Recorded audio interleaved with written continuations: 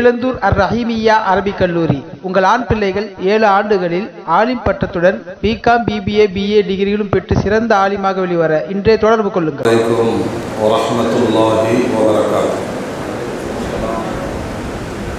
அல்ஹம்துலில்லாஹ் வஸ்ஸலாத்து வஸ்ஸலாமு அலா ரசூலில்லாஹ். அம்மா பஅத். ஃபஅஊது பில்லாஹி மினஷ் ஷைத்தானிர் ரஜீம். பிஸ்மில்லாஹிர் ரஹ்மானிர் ரஹீம். وَيُؤْثِرُونَ عَلَى أَنفُسِهِمْ وَلَوْ كَانَ بِهِمْ خَصَاصَةٌ. وقال النبي صلى الله عليه وسلم: تداعى عليكم الأمم كما تداعى الآكلة على قصعتها أو كما قال عليه الصلاة والسلام. صدق الله العظيم وصدق رسوله النبي الكريم. اللهم صل على سيدنا محمد وعلى آل سيدنا محمد وبارك وسلم عليه. அளவிலா அருளும் நிகரில் அன்பும் கொண்ட எல்லாம் அல்ல அல்லாஹுவின் திருநாமம் போற்றி ஆரம்பம் செய்கின்றேன். சாந்தியும் சமாதானமும் ஈருலக சர்தார் அகிலத்தில் அருட்கொடை பிரபஞ்சத்தின் பேரொளி நம் உயிரினும் மேலாகிய கண்மணி நாயகம் ஹஸரத் முஹம்மது ரசூலுல்லாஹ் ஸல்லல்லாஹு அலைஹி வஸல்லம் அன்னவர்களின் மீதும், அன்னாரின் அடிச்சுவற்றை பின்பற்றி வாழ்ந்து வழிகாட்டிய உத்தம சத்திய சஹாபாக்கள், தாபிஈன்கள், தபஅத் தாபிஈன்கள், அவுலியாக்கள், நாதாக்கள், ஷஹதாக்கள், குறிப்பாக பரக்கத்து நிறைந்த இந்த இல்முனுடைய மஜ்லிஸில் சங்கமித்திருக்கிற நாம், நம் மக்கள், நமது ஊர்வாசிகள், உலக மூமின்கள் அனைவர் மீதும் அல்லாஹ்வின் பேரருள் என்றென்றும் நின்று நிலவட்டுமாக. ஆமீன். அல்ஹம்துலில்லாஹ். கண்ணியத்திற்கும் மரியாதைக்கும் உரிய இந்த ஜமாத்தினுடைய நிர்வாக பெருமக்களே, மிகுந்த மரியாதைக்குரிய இமாம் அவர்களே, வருகை தந்திருக்கிற மூத்த உலமா பெருமக்களே, ஜமாத்தார்களே, மஹல்லாவாசிகளே, ஊர்வாசிகளே,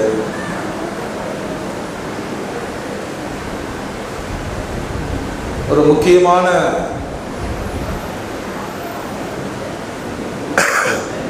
செய்திகளை உள்வாங்கிக் கொள்வதற்காக நல்ல வாய்ப்பினை அல்லாஹ் இங்கு தந்திருக்கிறான். இதனை பிரயோஜனமுடைய வாய்ப்பாக ஆக்கிக் கொள்வதற்கு அல்லாஹ் தௌஃபீக் செய்வானாக. கொஞ்சம் இந்த வெளியில் இருக்கிறவங்கள உள்ளே வந்தீங்கன்னா நல்லாயிருக்கும். பைசா வெளியில் இருக்கிறவங்க கொஞ்சம் உள்ள வாங்க, கொஞ்சம் நேரம்.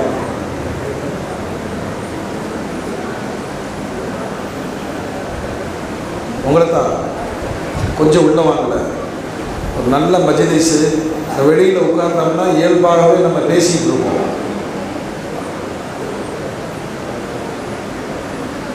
இங்கே இருக்கிறவங்க நெருங்கிவாங்க, கொஞ்சம் நெருங்கிவாங்க. இந்த வெளிப்பள்ளியில் இருக்கிறவங்க கொஞ்சம் உள்ளவாங்க.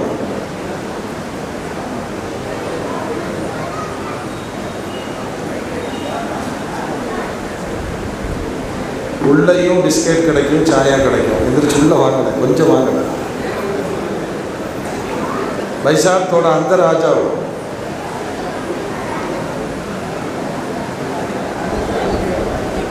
நீங்கள் எந்திரிக்க மாட்டீங்கன்னா அப்புறம் நான் எந்திரிச்சு அங்கே வருவேன். நான் கொஞ்சம் இளைஞர்கள் உள்ள வாங்க. பாருங்க, அந்த பண்ணிட்டு இருக்கிறவங்க கொஞ்சம் உள்ள வாங்க, கொஞ்ச நேரம் உள்ள வாங்க.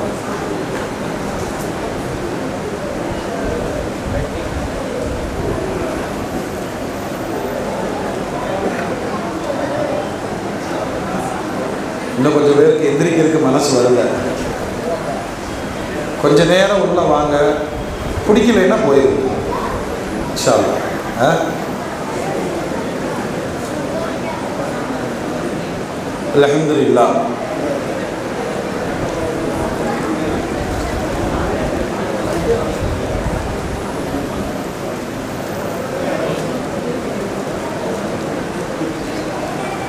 கண்ணியத்திற்கும் மரியாதைக்கும் உரிய அல்லாஹ்வின் நல்லடியார்களே, அருமையான பெரியோர்களே, இளைஞர்களே, அருமை தாய்மார்களே, இந்த மஸ்ஜிதினுடைய இமாம் ஹஜ்ரத் பெருந்தகை அவர்கள் எனக்கு ஃபோன் செய்து இந்த மாதிரி எடப்பாடியில் ஒரு மிகப்பெரிய வக்ஃபு சார்ந்த ஒரு விழிப்புணர்வு பொதுக்கூட்டம் வச்சிருக்கிறோம், பல்வேறு சமய தலைவர்களோடு இது நடக்க போகுது, நீங்கள் தேதி தரணும், சரின்னு சொல்லிட்டோம். அப்புறம் மீண்டும் சொன்னார், சில சூழ்நிலைகளால் அது மாற்றப்பட்டது, இன்ஷா அல்லாஹ் பிறகு பார்க்கலான்னார். நான் அதுக்கும் சரியில்லை. அப்புறம் மீண்டும் ஃபோன் பண்ணி சொன்னார், இல்லை இளைஞர்கள் எல்லாம் ஆசைப்படுறாங்க, அதை பள்ளிக்குள் வைத்து அரங்க நிகழ்ச்சியாக நடத்துகிறோம், நிறைய உலமாக்கள் வர்றாங்க, நீங்கள் வரணும். சரி இன்ஷா அல்லாஹ் வர்றேன். பக்கத்தில் கள்ளக்குறிச்சியில் ஹஜ்ஜு உம்ரா விளக்கு கூட்டம் நடக்கிறது, அதுக்கு போயிட்டு அசருக்குள்ளே வந்துடுவேன்.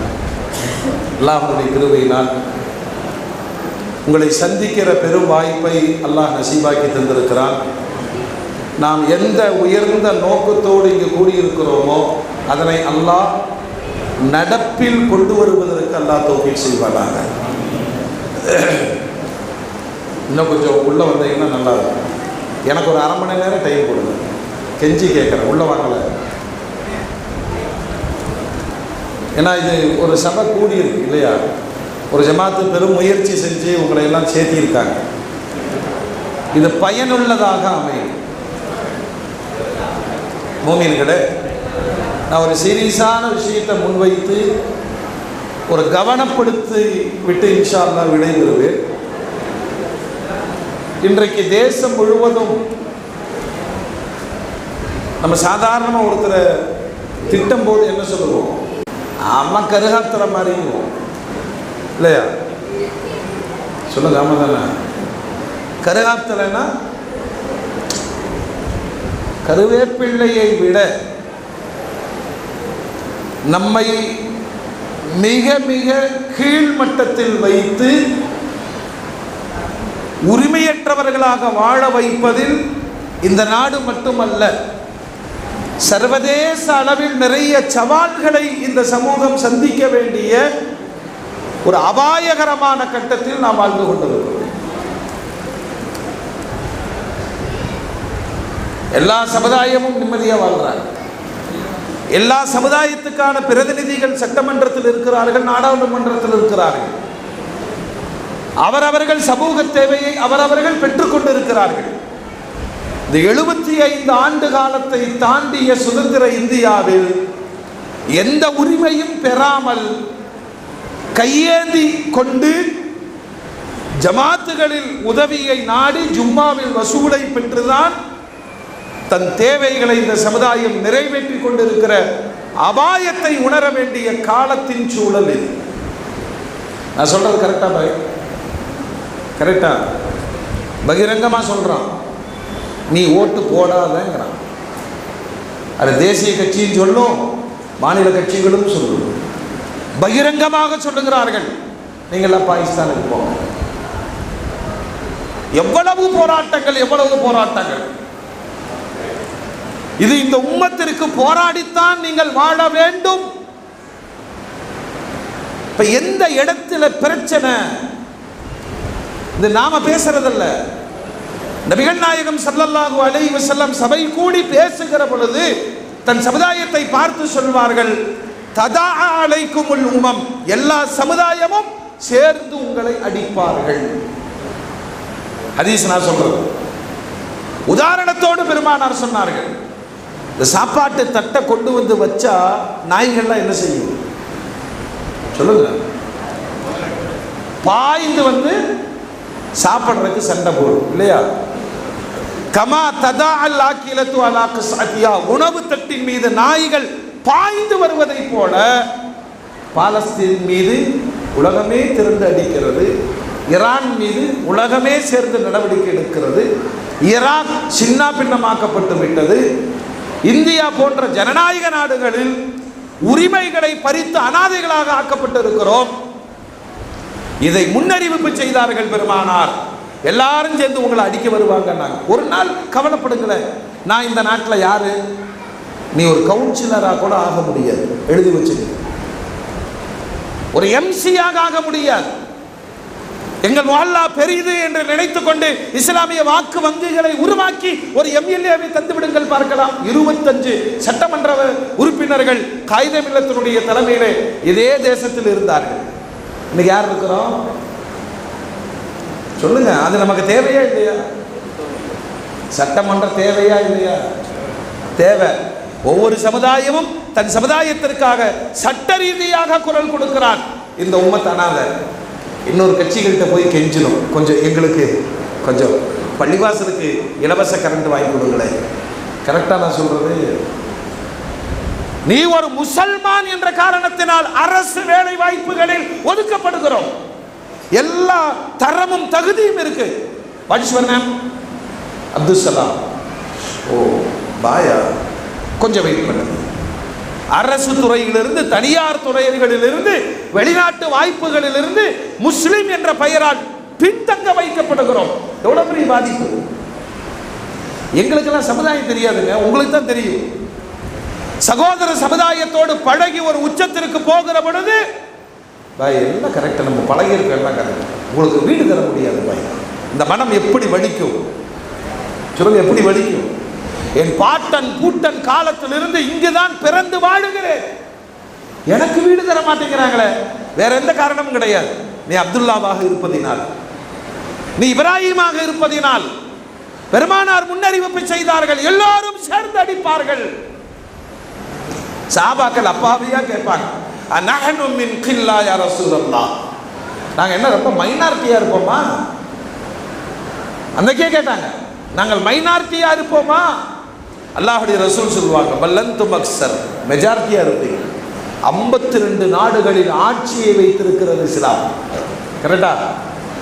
250 கோடி பாப்புலேஷன், பெரும் வணிக நிறுவனங்களை வைத்திருக்கிறார்கள், பணக்கார நாடுகள். ஐக்கிய நாட்டு சபையில இந்த 52 பேரும் சேர்ந்து நின்று களமாடினால் உலகம் யாருடைய கையில சொல்லுங்க? நம்ம கையில. உலகத்தில் பிளாக் கோல்டு அப்படின்னு சொல்லக்கூடிய தங்கம், கருப்பு தங்கம் எது? பெட்ரோலியம். அத வளமான பெட்ரோலியம் வச்சிருக்கான். தன் மண்ணில் உற்பத்தியாகிற பெட்ரோலியத்திற்கு தான் விலை நிர்ணயிக்க முடியாத அவஸ்தையில் இஸ்லாமிய நாடுகள் இருக்கு. நம்மளை சுத்தி என்ன நடக்குதுன்னு பார்க்கணுமா இல்லையா? தக்வா, இஹ்லாஸ், அமல் எல்லாம் கரெக்ட். பள்ளிவாசல் இருந்தா தானே தொழுவோம். கரெக்டா? இப்ப நாம எதுக்கு போராடிட்டு இருக்கோம் சொல்லுங்க? பள்ளிவாசலுக்காக போராடிட்டு இருக்கோம். எழுதி வைத்துக் கொள்ளுங்கள், அமெரிக்கால ஒருவன் மரணித்து விட்டால், முஸ்லீமாக இருந்தால் கபர் வாங்குவதற்கு 5 லட்சம் கட்டணும். எனது முன்னோர்கள் என்னை கருத்தில் கொண்டு அன்னைக்கு எழுதி வச்சுட்டு போனான் வக்ஃபு. நாம இன்னைக்கு எவ்வளவு சுகமா அனுபவிக்கிறோம் தெரியுமா? அன்னார் மரணித்து விட்டார்கள், அன்னாருடைய ஜனாஸா தொழுகை பள்ளிவாசலில் நடைபெறும், பிறகு கபரிஸ்தானில் அடக்கம் செய்யப்படும். 1 ரூபா தருவோமா? இந்த கபரு தோன்றவனுக்கு கொடுக்கிற கூலியை கூட நம்ம கணக்கு பார்க்கிறோம். இந்த கபரு எப்படி வந்தது நான் சொல்றேன். எடப்பாடி முஸ்லிம்கள் எல்லாம் சேர்ந்து இந்த தேதியில் இன்னைக்கு முடிவு பண்ணுங்க, 1 ஏக்கர் வாங்கி அரசாங்கத்திலே இது மையவாடி என்று ரிஜிஸ்ட்ரேஷன் நீங்கள் பண்ணி வாங்கிட்டீங்கன்னா நீங்கள் முசல்மான். வாங்கிடுவீங்களா? உங்களுக்கு 2 சென்ட் இடம் வாங்கிடலாம். செல்வா 15 சென்ட் வாங்கிடலாம். ஒரு பள்ளிவாசல் கட்டுவதற்காக, கபிரிஸ்தானுக்காக நீங்கள் அரசை அணுகி பாருங்கள். ஐஏஎஸ் ஆபீசர் சொல்வார், சார் ரெஜிஸ்ட்ரேஷன் பண்ண முடியாது. ஏன்? நான் இந்த நாட்டுக்காரன் தானே, எனக்கு வாக்காளர் அடையாள அட்டை இருக்கிறது, நூற்றாண்டுகளாக தலைமுறை எல்லாம் கரெக்ட் பாய், எல்லாம் கரெக்ட். இது ரொம்ப சிக்கலான விஷயம். நீங்க பள்ளி கட்டாதீங்க. இன்னைக்கும் எங்காவது ஒரு இடத்துல இடம் வாங்கி மதரசாவை தொடங்கி ஒரு ரம்ஜானில் பயானம் வச்சு அப்படியே இத்தனை வருஷம் நடக்குதுன்னு சொல்லி மஸ்ஜிதா கன்வெர்ட் பண்ற ஒரு தருதலையான நிலைதான் இந்த சமுதாயத்திற்கு இருக்கிறது. இருக்கா பைசாப்? இருக்கா? தூக்க வருதா உங்களுக்கு? இதுதான் பிரச்சனை. எந்த இடத்தில் நமக்கான வேதனை யார்கிட்ட போய் சொல்ல முடியும்? யார்கிட்ட சொல்ல முடியும்? அரசியல் கட்சிகள் வருவார்கள், நோன்பு திறப்பார்கள். எந்த பிரச்சனையாலும் எங்களை தாண்டித்தான் சொல்லிட்டு போவாங்க. 75 ஆண்டுகளாக இப்படித்தான் பிழைப்பை ஓட்டி கொண்டிருக்கிறோம். கரெக்டா? தாய் தந்தை இருந்தும் அனாதைகளாக வாழக்கூடிய சமுதாயம். கொஞ்சமாச்சு கவலைப்படணுமா இல்லையா? நான் சுருக்கமா சொல்றேன் மூமின்களே, தமிழகத்தில் பல பகுதிகளில் அல்லாஹ் பாதுகாக்க வேண்டும். ஒரு பெரிய பள்ளிவாசல், அதுக்கு வாடகை மட்டும் லட்சக்கணக்கில் வருது.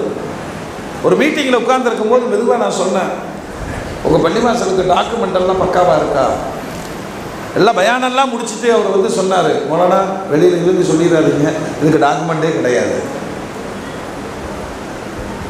எந்த காலம் என் வீட்டுக்கு டாக்குமெண்ட் இருக்கு, அப்டேட் இன்னைக்கு வரைக்கும் நான் வரி கட்டி வச்சிருக்கிறேன், எல்லா வரியும் கட்டுறேன்.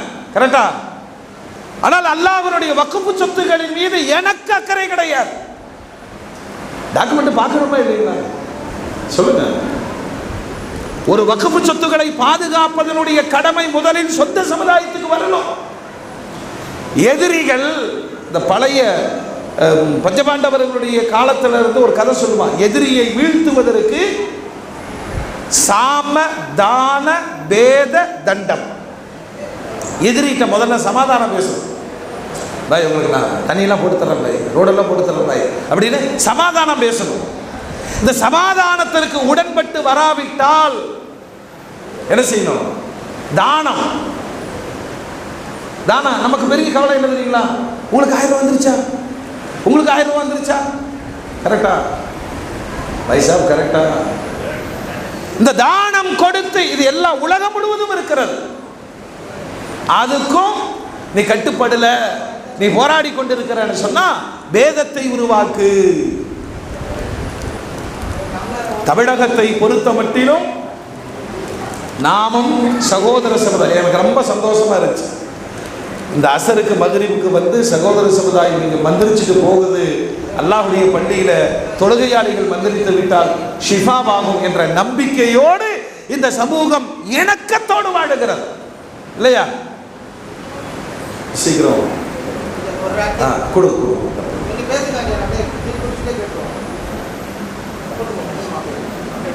டீ வாய் மட்டும் குடிக்கிட்டோம், காது இங்கே கொடுங்க. கொஞ்சம் கவலைப்படுங்கள். ஏன்னா இந்த 4வது இருக்கு இல்லையா, 3வது வேதம். இந்த வேதத்தினுடைய விபரீதத்தை கடந்த 10 ஆண்டுகளாய் இந்த தேசம் சந்திக்கிறது. பிரியாணி கடை வச்சா நாய்கறி போடுறாங்கன்னு பரப்பி விடுறாங்க. கரெக்டா பாய்? எந்த தேசம்? தமிழ்நாடு மட்டும் தாங்க இதுல விதிவிலக்கு. மற்ற எல்லா மாநிலங்களிலேயும் இஸ்லாமியர்கள் மீதான வெறுப்புகளில் பாசிசம் வெற்றி பெற்று விட்டது.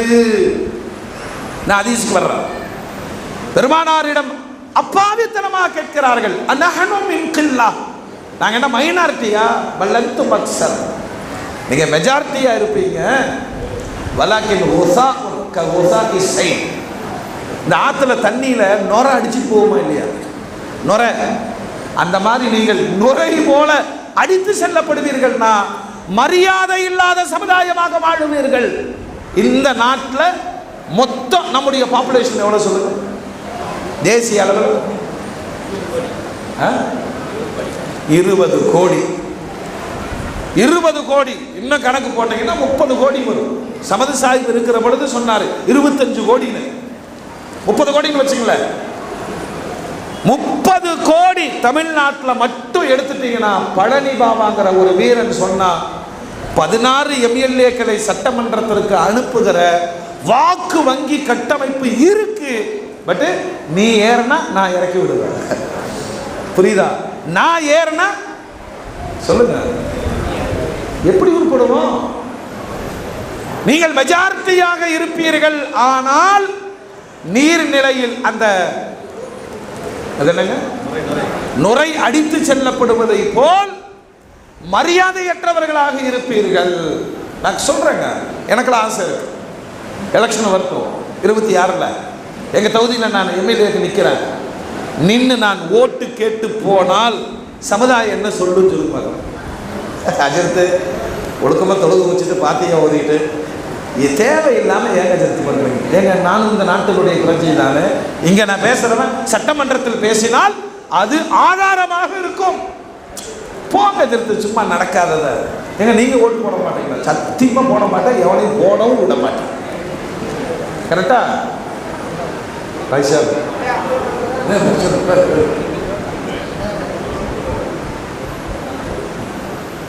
இங்கே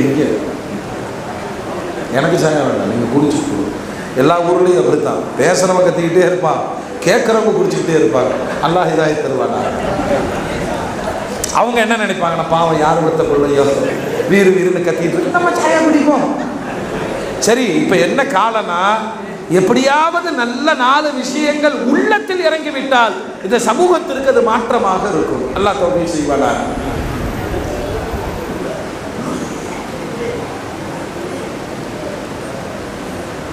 நீரில் அடித்து செல்லப்படுகிற நுரைகளை போல நீங்கள் மரியாதையற்றவர்களாக இருப்பீர்கள். சர்வதேச அளவில் இப்படித்தான் இருக்கு. புரிஞ்சா? இப்ப கேட்கிறாங்க, யா ரசூலல்லாஹ், சர்வதேச அளவில் மரியாதையற்ற ஒரு சமுதாயமாக நாங்கள் வாழுவோம் என்று சொன்னால் என்ன காரணம் யா ரசூலல்லாஹ்? காரணம் வேணும்ல, காரணம் வேணும்ல. உன் மீது சர்வதேச சமுதாயம் தாக்குதல் நடத்தும் என்று சொன்னால் நீ என்ன செஞ்சிட்டு இருக்கிற? நீங்க சகோதர சமுதாயத்தை பிரிச்சு பார்த்தீங்கன்னா அவங்களுடைய அதுக்குள்ள ரொம்ப மைனாரிட்டியாக தான் இருப்பாங்க. காமனாக ஒன்று சொல்லிக்கிறாங்க இல்லையா? ஆனாலும் வலுவாக இருக்கிறார்கள், நம்மை விட வலுவாக இருக்கிறார்கள். தெளிவாக கேட்குறான், எங்க காஸ்ட்டுக்கு ஒரு எம்எல்ஏ கொடு. நீ போய் கேட்க முடியுமா? நீ எத்தனை கட்சியில் இருக்கிற கேட்க முடியுமா? ஒரு காஸ்ட், அவர்கள் ஒரு எம்எல்ஏவை கேட்கிறார்கள், பணிகிறார்கள், கொடுக்கிறார்கள். ஆனால் இவ்வளவு பெரிய பாப்புலேஷன், எல்லா வல்லமையும் எல்லாம் ஆற்றலும் இருக்கிறது. நமக்கு 1400 ஆண்டினுடைய அனுபவம் இருக்கிறது, வரலாறு. அல்லாஹ்வுடைய ரசூல் சொல்றாங்க, எல்லாம் கரெக்டு தான், ஏன் உங்களை எல்லாம் சேர்ந்து அடிப்பான் தெரியுமா? நீங்க ஒன்றும் இல்லைங்க, நான் அடிப்பாங்கிற வார்த்தையை நாடாளுமன்றம் கூடுகிறது, 16 மணி நேரம் விவாதிக்கிறது. எப்படியாவது அல்லாஹ்வுடைய வக்ஃபு சொத்தை முடக்கிவிட வேண்டும் என்று வாக்களிக்கிறார்கள். இதுதான் எல்லாரும் சேர்ந்து உங்களை அடிப்பான் அப்படின்னு பெருமானார் சொல்றாங்க. யாராவது ஒருத்தர் கேட்கணுமா இல்லையா? சிவன் சொத்து எவனா சொல்லணுமா இல்லையா? எல்லா சமுதாயமும் தானம் பண்ணுது, கோயிலுக்கு கொடுக்குது, சர்ச்சு கொடுக்குது, ஏழைகளுக்கு கொடுக்குது இல்லையா? இந்த சமுதாயம் சட்ட ரீதியாக கொடுக்குது. இந்த பள்ளிவாசல் வரலாறை எடுத்து பார்த்தீங்கன்னா நாம நயா பைசா கொடுத்துருக்க மாட்டோம். நமது முன்னோர்கள் பிச்சை எடுத்து யாசகம் கேட்டு கெஞ்சி கூத்தாடி ஒரு பிரம்மாண்டமான பள்ளிவாசல், வரும் தலைமுறைகள் நிம்மதியாக தொழுக வேண்டும். இதுதான் வக்ஃப். பல்ல நம்மள்கிட்ட கேட்பான், நீ செஞ்சையாங்கிறத விட முன்னோர்கள் செய்து வைத்ததை பாதுகாத்தாயா? சிம்பிளா நான் சொல்லிட்டு போயிடுறேன். சட்டம் பாஸ் ஆகிறது, அதில் 115 திருத்தங்களோடு கொண்டு வந்து இன்னைக்கு அதான் நீதிமன்றம் சொல்லிருச்சுல, நீங்கள் ஆர்ப்பாட்டம்லாம் போராட்டம்லாம் பண்ணாதீங்க அப்படின்னா என்ன அர்த்தம் தெரியுமா? இந்த ஷாஹின்பாக் என்ஆர்சியை போல தேசம் முழுக்க அதிர்வலைகளை இந்த வக்ஃப் ஏற்படுத்தி விடும் என்ற பயம் ஆளும் வர்க்கத்துக்கு இருக்கு. ஆனால் அதே நேரத்தில் அவங்க சொன்ன காரணத்தை கொஞ்சம் கவனிக்கணும். முத்தலாக்கு சட்டம் நம்ம மீது இப்ப சட்டத்தில் இருக்கா இல்லையா? இதனுடைய விபரீதம் என்ன தெரியுமா? தமிழகம் முழுக்க, தேசம் முழுக்க கணவன் மனைவிக்கு ஒவ்வாமை ஏற்பட்டு ஜமாத்துக்கு வந்தா, இப்ப ஜமாத்து இப்போ அப்டேட் என்ன செய்யுதுன்னு சொன்னா, பார்த்து இருந்துக்குமா, சேர்ந்து வாழ்ந்துக்குமா, நீ இல்லைங்க ஆகாதுங்க, தலாக்கு நீங்க தான் செஞ்சு வைக்கணும், நான் செஞ்சு வச்சா பேசுமாம முத்தவழியை தூக்கிடுமா, சட்டம் சொல்லுது. புரியுதா? நடப்பு என்னன்னு உங்களுக்கு தெரியுமா? கணவன் மனைவி தாங்களாக காம்ப்ரமைஸ் செய்து மனம் ஒப்பி பிரிவதை போல ஒரு லாயர்கிட்ட இருந்து ஒரு என்ஓசி வாங்கி கொண்டு வந்து ஜமாத்திட்ட சப்மிட் பண்றாங்க. ஜமாத் வாங்கி வைத்து கொண்டு வார்த்தைகளால் அவர்களுக்கு உபதேசம் செய்கிறதை தவிர எழுத்தின் வழியே இவர்கள் கணவன் மனைவி இல்லைன்னு பிரிச்சு வைக்கிற வேலையை, என் ஷரீஅத்தின் நடைமுறையை என்னால் செய்ய முடியாத கட்டுப்பாட்டை இந்த சட்டம் முத்தலாக்கின் வழியே ஏற்படுத்தியது. அபாயத்தில் நாம் பயணிக்கிறோம். உணர்றோமா? சொல்லுங்க, உணர்றோமா? இல்லை அப்புறம் குடிச்சு ஒரு கிளாஸ் வச்சிருங்க மறக்காம. எங்களுக்கெல்லாம் நிறைய அனுபவம் இருக்குது. இந்த கல்யாண வீட்டில் மெதுவாக சொல்லுவாங்க, அஜித்து கொஞ்சம் சோறு வேகலை, இன்னும் கொஞ்சம் நேரம் பேசுங்க. மோமின்களே, கொஞ்சம் உணரணும்னு நான் சொல்றேன். எவ்வளவு விபரீதத்தில் இருக்கிறோம்னா, ஷரீஅத்தினுடைய சட்டத்தை என் வாழ்க்கையில சம்பந்தப்பட்டதுங்க. நிக்காஹ் என்னுடைய உரிமை, தலாக் சொல்லுங்க என்னுடைய உரிமை. நான் எப்படி தலாக் விடணும், மகருடைய விஷயத்துல என்ன ஜட்ஜ்மெண்ட், இத்தாவுடைய ஜட்ஜ்மெண்ட் என்ன, இதெல்லாம் நான் செய்யணும். நான் செய்யணும்னா குர்ஆனின் படி செய்யணும். ஆனால் இன்றைக்கு என் மீது பாசிசம் சட்டத்தை தீர்வாக்கி கொண்டிருக்கு. கையறு நிலையில் தான் நாம் ஓடிட்டு இருக்கிறோம். ஆபத்து புரியுதா? சொல்லுங்க, ஆபத்து புரியுதா? இது நான் உங்களுக்கு சொன்ன புரியாது.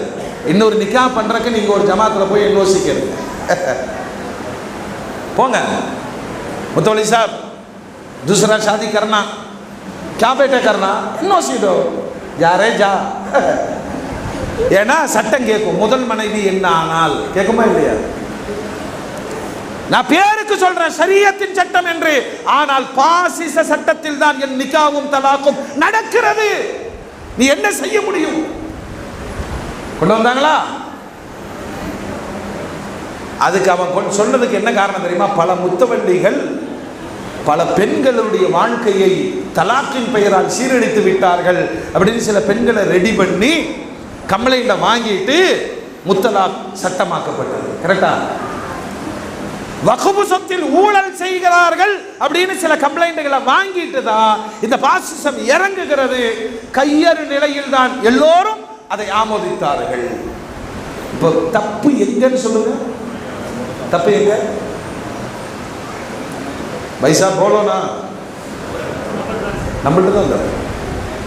என் பள்ளிவாசலை, என் தர்காவை, என்னுடைய கபிரிஸ்தானை, முன்னோர்கள் செய்து வைத்த வக்ஃபுகளை நான் கவனிக்கவில்லை. அதான் நான் சொல்றேன், டாக்குமெண்டே கிடையாது. அவரை தலைவரை இருந்து தூக்கிட்டாங்க, அவர் டாக்குமெண்டோட போய் மூத்த போயிட்டார். எவ்வளவு பெரிய அநியாயம்! பெருமானார் ஸல்லல்லாஹு அலைஹி வஸல்லம், நீங்க நல்லா கவனிக்கணும், சின்ன சின்ன சட்டங்கள்லாம் வேற. இந்த வக்ஃபு சட்டம் கேரளால தொடங்கிட்டான் இல்லையா? இனி நாடு முழுக்க அமல்படுத்தப்பட்டால் விளைவுகள் என்ன ஆகும்? 22 பேர் அதில் நிர்வாகிகளா இருப்பாங்க. கண்டிப்பா முசல்மானா இருக்கணுங்கிற அவசியம் இல்லை. அரசு சட்டத்தில் நான் சொல்றதை எழுதி வச்சுக்கோங்க. 8 மணிக்கு மஸ்ஜிதை பூட்டிடணும் அப்படின்னு அந்த அதிகாரி வந்து சொன்னால் நீங்கள் என்ன செய்வீர்கள்? இஷாவுடைய ஜமாத்து 8:20க்கு. இஷாவுடைய ஜமாத்து இவ்வளோ கத்தரை எனக்கு ஒரு பயமே இல்லாம போச்சு. இது என்ன சமுதாயம்? சொல்லுங்க, 8:20க்கு இஷா தொழுகை. அவன் என்ன சொல்லுவான்? ஏன்னா அவனுக்கு ஷரியத்து தெரியாது, பாங்கருடைய நேரம் தெரியாது. கரெக்டா? எடப்பாடிக்கு மொத்தமா ஒரு பள்ளிவாசல் இருக்கு. பெருநாள் என்று 5000 பேர் கூடுகிறார்கள். அதிகாரி உள்ள வருமா? 5000 பேசுறதுக்கு இது கெப்பாசிட்டி இல்ல. விபத்துகள் நடந்து விட்டால் பாதுகாக்க முடியாது. 500 பேர் தொழுது 4500 பேர் வீட்டுக்கு போகணும் சொல்லுமா? நீ என்ன செய்வ?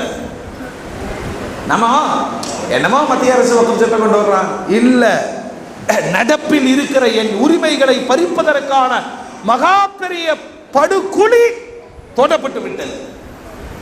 ஓய்சி எழுது என்ன பண்றது சொல்லுங்க.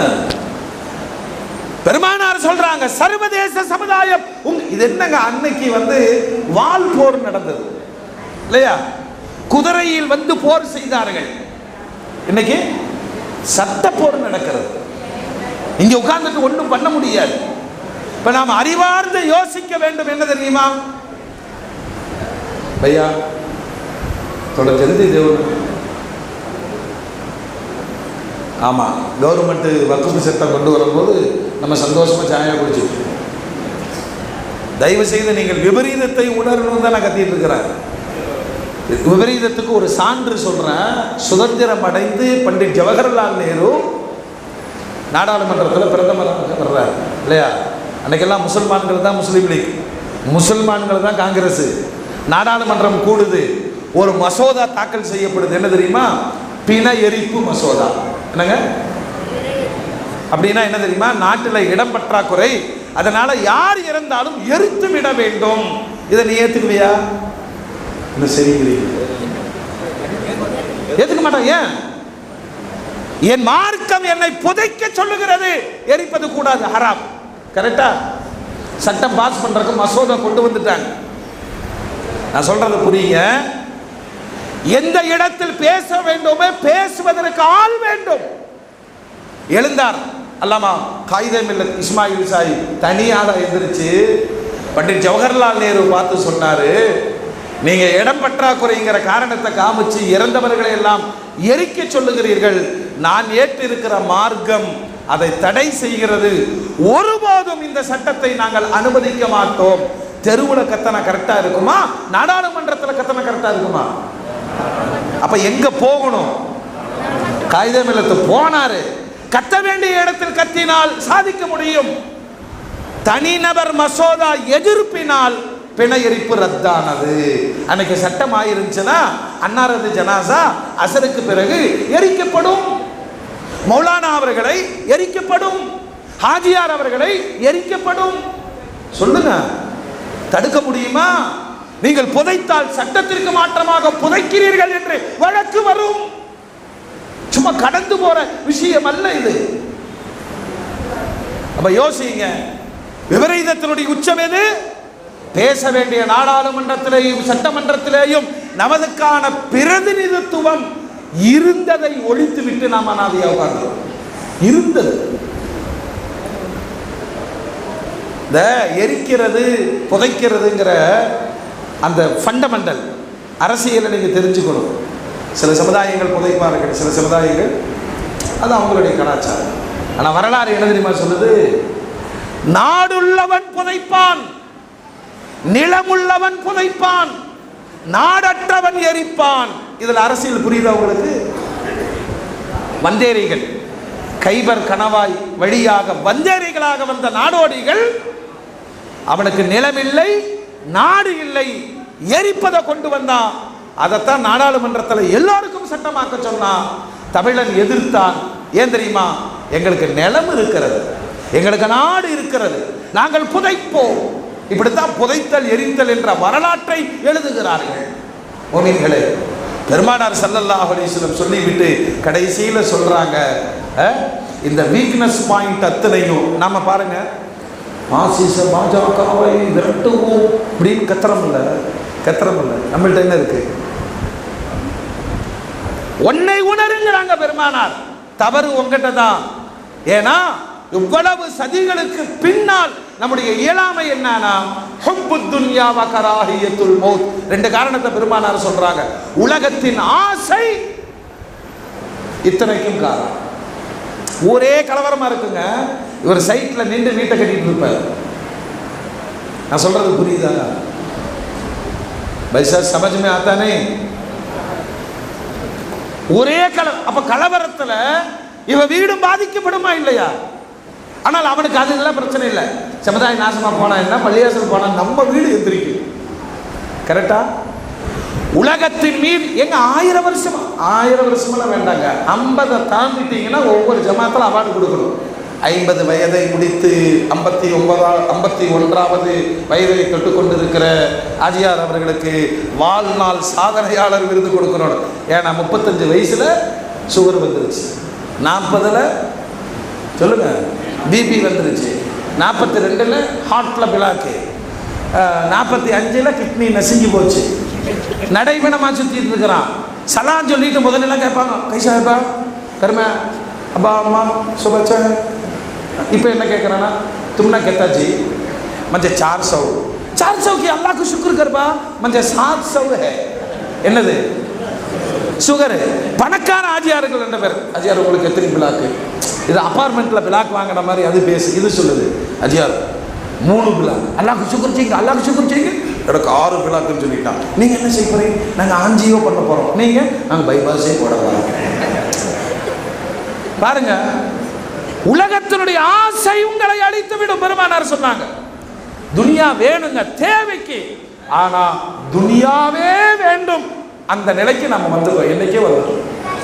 இல்லைன்னு சொன்னா பாருங்க பைசா நம்ம வீடெல்லாம் இப்போ லேட்டஸ்ட்டாக என்ன பெயிண்டிங் இருக்கோ அதை போட்டு பட்டை கிளப்பியிருப்போம். வீட்டு வாசல் வரைக்கும் கிரைனட் ஒட்டி இருப்பார். கூப்பிட்டு காய்ப்பார், देखा सर मैं घर बनाया. एक आदमी घर को जाकर बुला लगता को बाथरूम दिखा है पूरा ग्लास है. நான் சொன்னேன், ஆட கிறுக்கனே, ஆய்க்கு போகிறத ரசிக்கிற ஒரே ஆள் நீ தான்டா. என்ன பண்ணுறதுன்னு தெரியலங்க. நான் சிரிக்க சொல்லலை. நீ என்ன 100 வருடம் வாழ்ந்து விடுவாயா?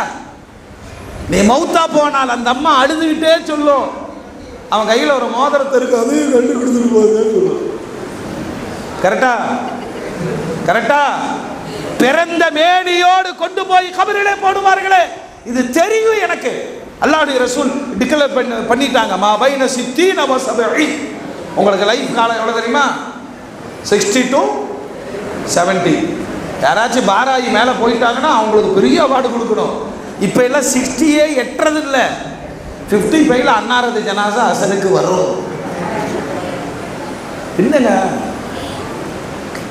என்ன வாழ்க்கை? உலகத்தின் மீது தீராத மோகம்.